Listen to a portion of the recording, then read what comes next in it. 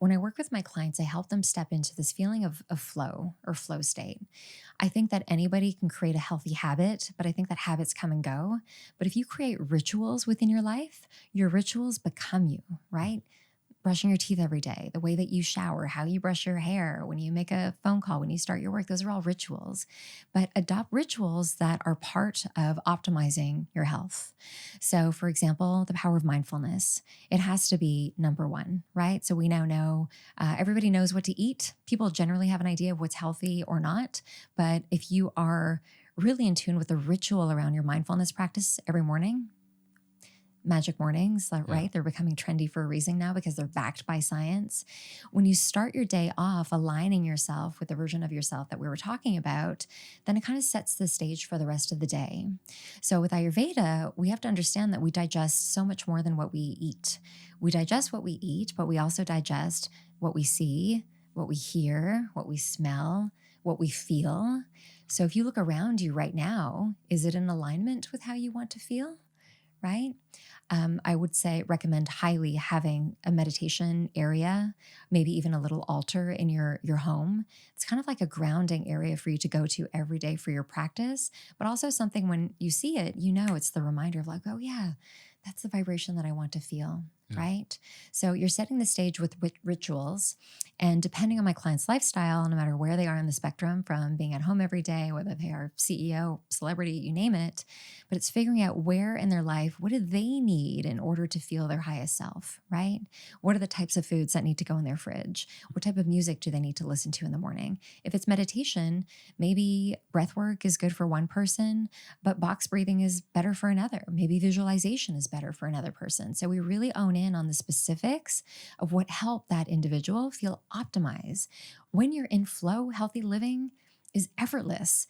Opportunity comes to you, synchronicity happens, creativity is at your fingertips. But often we get accustomed to living in disalignment, and we can easily get shaken out of that, especially with what's happening in the world, right? So we have to turn down the volume and all the noise that's happening and just really create this grounding ashram in the city aspect of healing front and center, because you know that will then feed into every other area of your life. Powerful. Thank you for sharing. Yeah.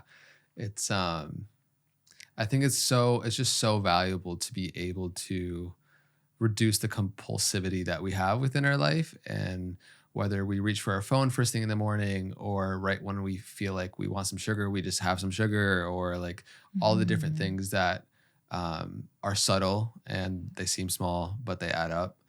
And I love just like prioritizing that connection with self and being able to have that kind of bringing the ashram into your home and having like a big a big supporter, and having like an altar in your space, and having that time to prioritize for stillness. And before you go and, you know, you have your job or you have your work or you have your connection or family or friends that you're going to go out there and enjoy the day with, it's like coming back into that stillness is really, really important to prioritize that first. Yeah, what's really cool too, so what we're talking about also, this idea of integrative medicine, right? I think that doctors and functional medicine now is starting to catch on, right?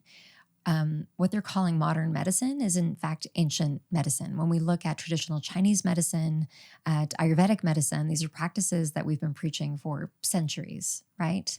And I think that the closer we can start to adopt to those rituals and really incorporate those into our day-to-day life is when we'll really feel the benefits, right? If you're on a protocol for healing and you're not feeling a difference, then it's not working. Like, find something that really works for you. And as you're talking about that, ignoring the symptoms and stuff like that, I think that often when you start a protocol, maybe a lot of the modalities that I'm even speaking of today might seem overwhelming, but list 3 things. Like, if I could, you know, snap my finger and make 3 imbalances go away, what would those 3 things be? Write those down and start with those 3 things. Just focus on those 3 things until you feel a difference. And then you can add in something else, and then you can add in something else until it actually becomes you. But instead of overcomplicating it and thinking that you need to overhaul your life and your lifestyle practices and wellness and, you know, start a protocol the way that we do January 1st, it's not about that. It's doing little increments of things every single day so that healthy living and wellness becomes you. It becomes part of your DNA instead of a protocol that you start.